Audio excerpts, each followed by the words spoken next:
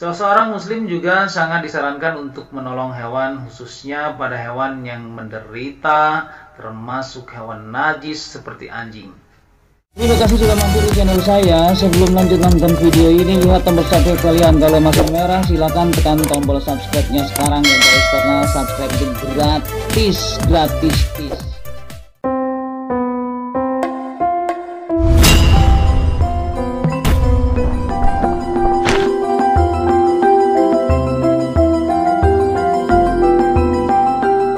Assalamualaikum warahmatullahi wabarakatuh. Alhamdulillahirabbil alamin. Marilah kita panjatkan puji dan syukur hanyalah kepada Allah Subhanahu wa taala yang senantiasa melimpahkan kepada kita yaitu nikmat sehat, nikmat iman dan nikmat Islam.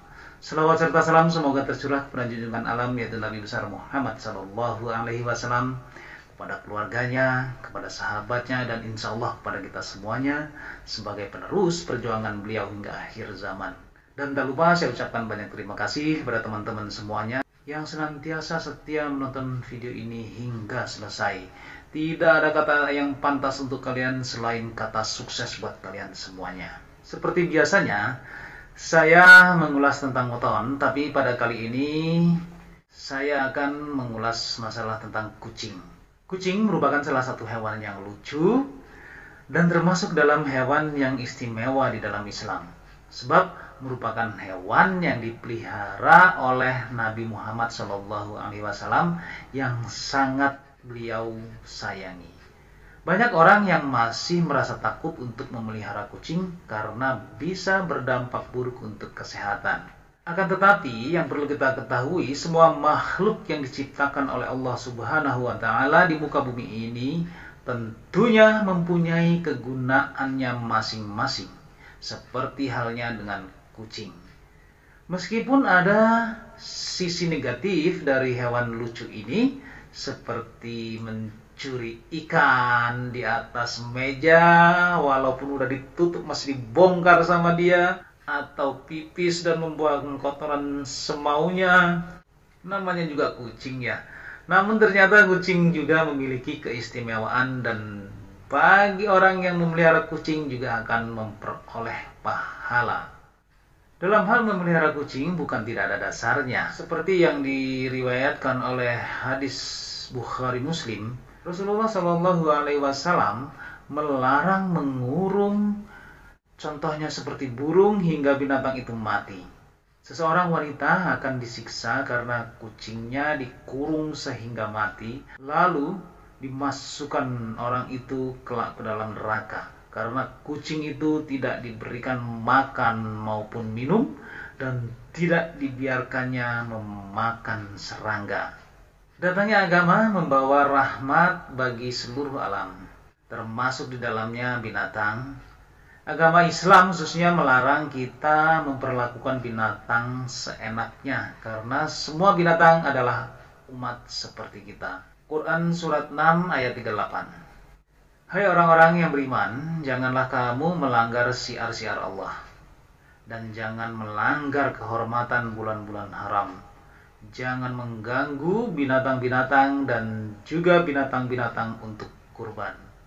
Quran surat 5 ayat 2. Berikut ini adalah 15 pahala bila kalian memelihara kucing di rumah. Untuk yang pertama, perhiasan rumah tangga. Nabi Shallallahu Alaihi Wasallam di saat pergi ke Bathan, daerah di Madinah, berkata, "Ya Anas, tuangkan air wudhu untukku ke dalam bejana."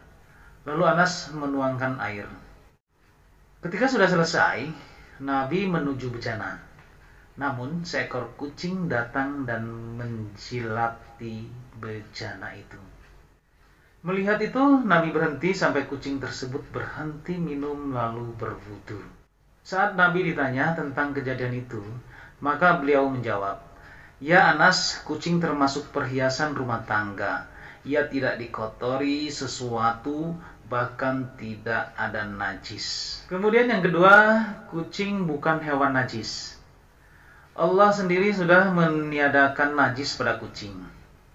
Oleh karena itu, meskipun kucing sudah memakan sesuatu yang najis seperti bangkai, dalam jumlah sedikit ataupun banyak, maka menurut ucapan Nabi Shallallahu Alaihi Wasallam adalah kucing tetap bukan hewan yang najis. Kemudian yang ketiga, air liur kucing adalah suci.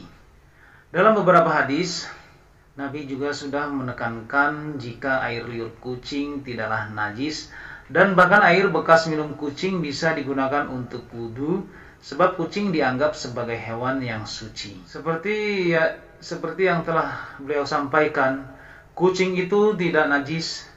Ia binatang yang suka berkeliling di rumah atau binatang rumahan. Hadis riwayat At-Tirmizi, An-Nasai, Abu Dawud, dan Ibnu Majah. Kemudian yang keempat, tidak memiliki banyak kuman. Seperti yang kita ketahui, hewan kucing tidak menyukai air. Apabila dilihat dari fakta, air merupakan wadah subur bertumbuhnya kuman. Inilah yang menyebabkan seluruh permukaan tubuh kucing tidak memiliki jenis kuman, karena kucing merupakan hewan yang takut air. Lari dia kalau mau dimandiin. Ini membuat kucing memperbolehkan dipelihara dalam Islam karena tidak memiliki kuman di tubuhnya.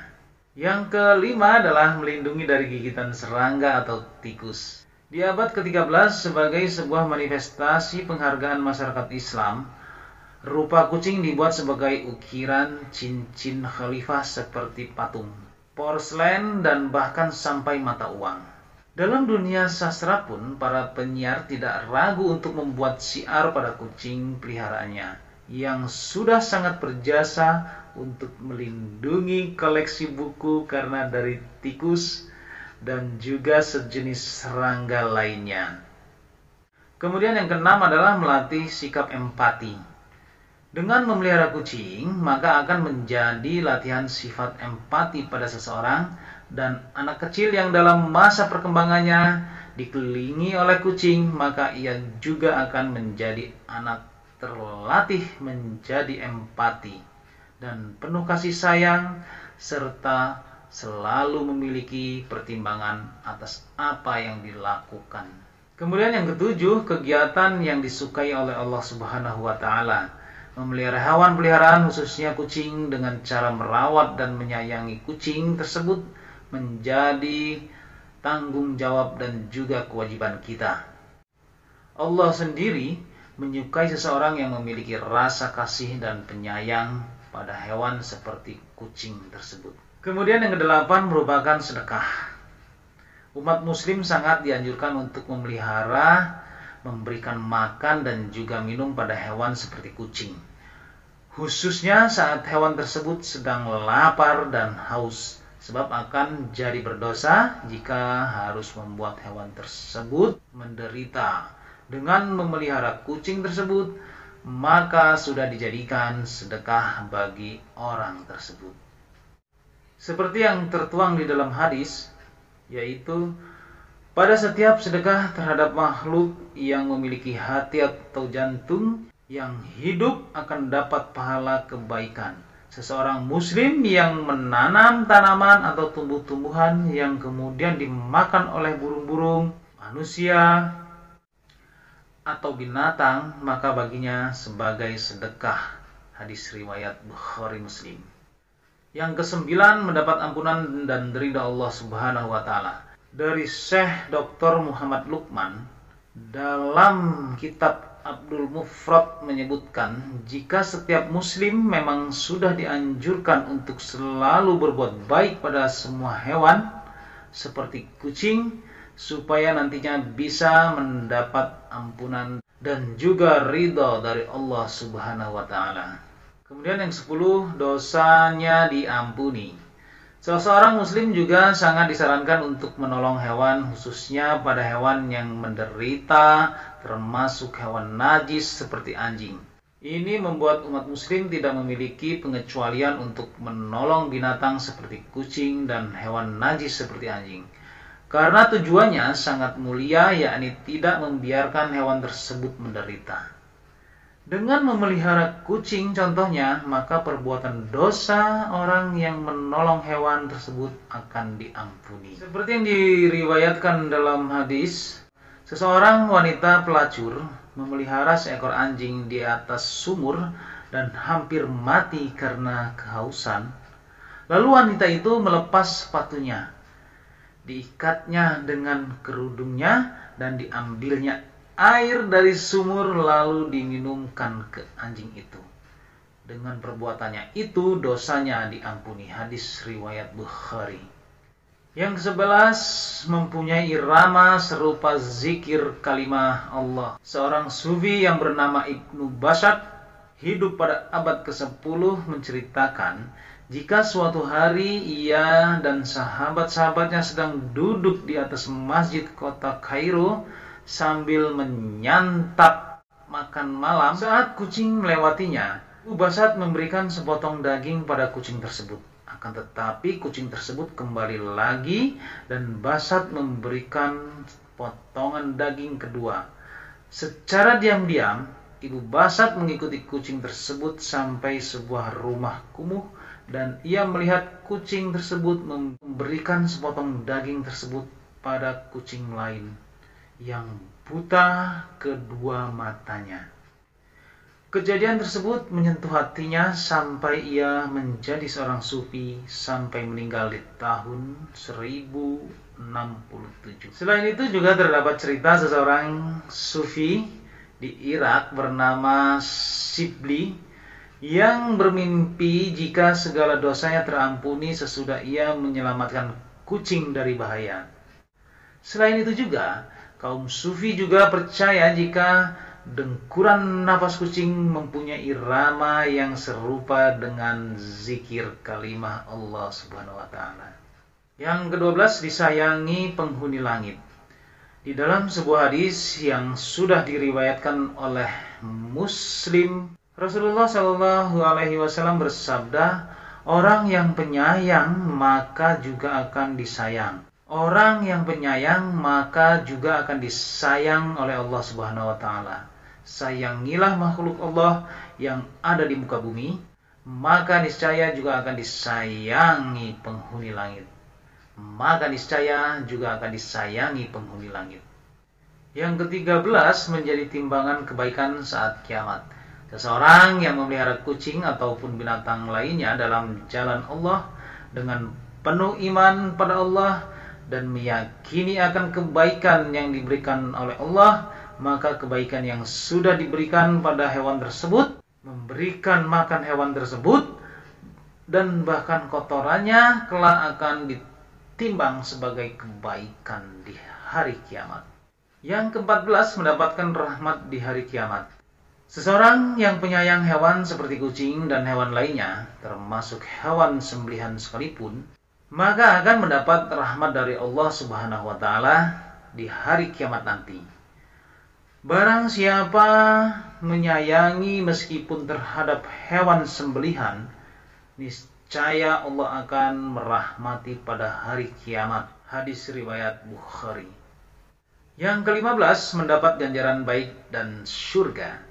Seseorang yang memelihara kucing juga akan mendapatkan pahala dari Allah Subhanahu wa taala berupa surga sekaligus ganjaran yang baik, sebab berarti kita sudah menolong hewan yang sedang menderita karena haus atau lapar. Oke, teman-teman semuanya, demikianlah tadi 15 pahala bila kita memelihara kucing. Maka kita bisa mengetahui jika memelihara kucing bukanlah perbuatan yang sia-sia. Akan tetapi, memberikan banyak pelajaran seperti layaknya ladang bersedekah dan ditambahkan rezeki merupakan perbuatan yang dilakukan Rasulullah Shallallahu alaihi wasallam dan sahabat-sahabat beliau. Wallahu a'lam bishawab. Semoga bermanfaat untuk kita semuanya, terutama buat diri saya pribadi. Kebenaran datangnya hanya dari Allah Subhanahu wa taala dan kesalahan merupakan kehilapan diri pribadi saya. Untuk itu, mohon maaf atas segala kesalahan dan kehilapan.